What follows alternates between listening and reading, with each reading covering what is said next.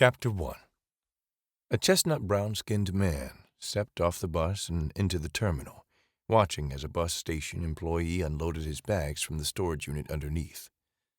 The boy he'd stopped from recording earlier walked over to the man and asked him why. He turned to the boy and asked, "You're not from here, are you?" The blond teen shook his head. "If the police or those guys would have found out what you were doing, you would either be rotting in a jail cell or dead." The man raised his eyebrows. "Why did you come here?" The boy walked away from the station, his bag held protectively to his chest. He saw what direction the boy was heading and knew exactly why he was in Harm City. He caught up to the boy quickly with his long strides. "My name is Dante Holmes," the man said. "So what?" The boy shrugged his shoulders as he continued to walk at a rapid pace in the opposite direction. Dante grabbed his arm. "This is not the area you want to be in, especially after dark," he said, gesturing around the dimly lit area as Harm City's night shift, the ladies of the evening, dealers, and drug addicts took over the streets.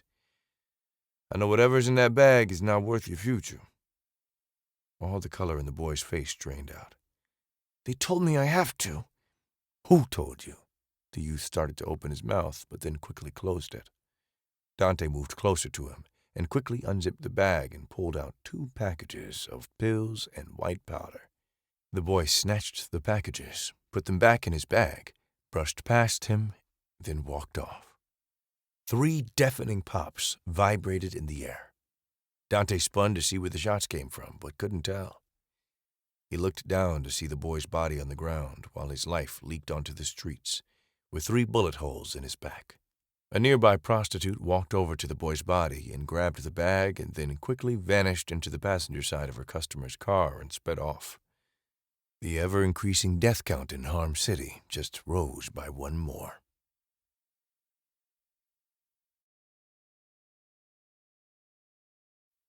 Chapter 2. Genuine's Pony blared from the sound system, causing the floor to tremble. The DJ played the old-school classic, trying to set a certain mood throughout the strip club. The chipping lavender-painted walls and the sticky gray linoleum floor highlighted the decor of the second-rate venue. Smells of perfume, sweat, and overcooked day-old buffet food hung in the air as the strippers and patrons mingled throughout the club. The after-hours gentlemen's club was controlled, along with most of the city, by the enigmatic drug lord King Po.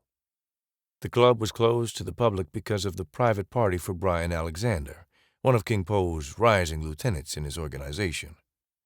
Brian had recently been released from prison after almost a 4-year stint for drug trafficking. Jordan Crosby, a powerful and feared attorney in the city, entered the club. Jordan dressed the part as the representative of King Po, with his perfectly gelled hair and his spotless designer European suit.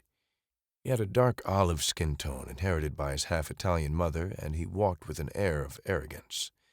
The bustling crowd parted like the Red Sea in reverence as he made his way over to a pimped-faced Rodney Wicks, another one of King Po's people and Brian's best friend.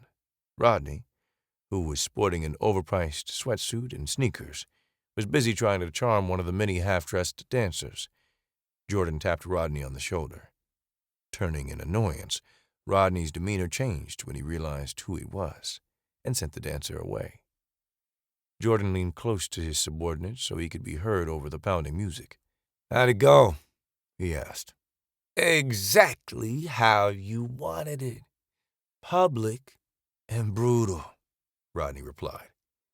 "It came out of a downtown office building, and my boys delivered our message." Jordan nodded. "Your boys didn't get too overzealous?" he asked. "Not at all, but Alonzo Green will get the message."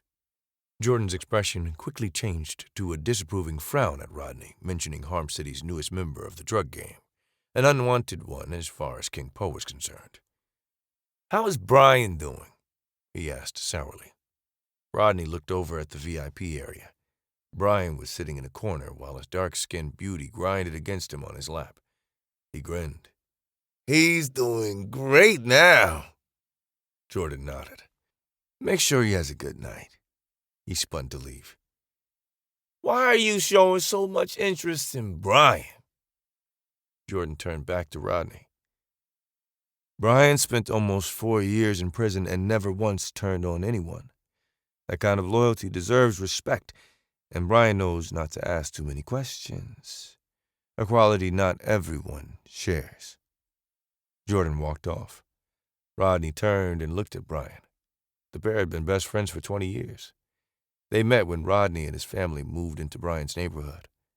Brian, who always was the strong one for his family, leaned on Rodney for his silent support, and they grew as close as brothers. This helped them when they entered the drug game. They always watched each other's backs. A glass mug shattered against the wall, inches from Rodney's head. Rodney pulled his Glock 22 that was tucked in the front of his pants. He pointed in the direction the mug came from. A waitress was arguing with one of his low-level street dealers named Greg.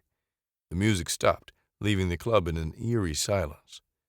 Everyone looked in their direction. What the hell is going on? Rodney asked, charging over to the pair. I don't know, Greg said. This bitch started flipping out and throwing shit. The waitress, who was barely 5 foot tall and very petite, jumped in Greg's face. This bitch doesn't like nasty-ass little punks putting their hands in places they weren't invited to, she growled out. Rodney's eyes widened. The waitress was Brian's sister. The situation just became a lot more volatile.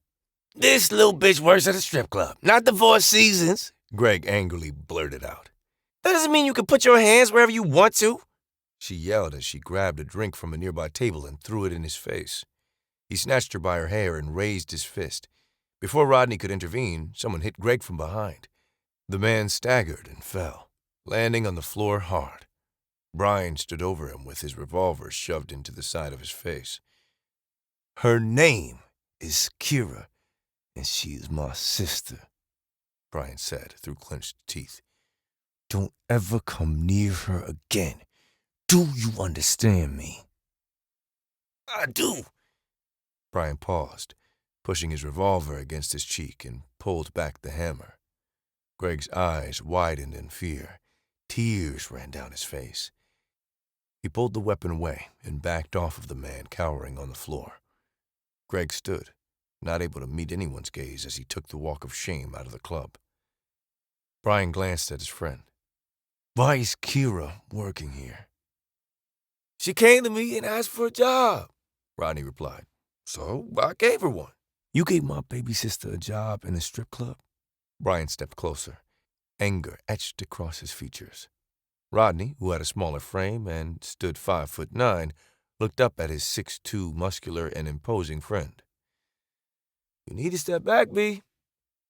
The two men just stared at each other for a moment.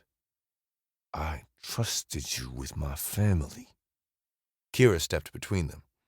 Please, don't get it twisted, Brian. He has done more for our family than you have in the last couple of years. Brian's angry expression fell and was replaced by hurt. Someone had to take care of our family, she said as she turned and walked away from them.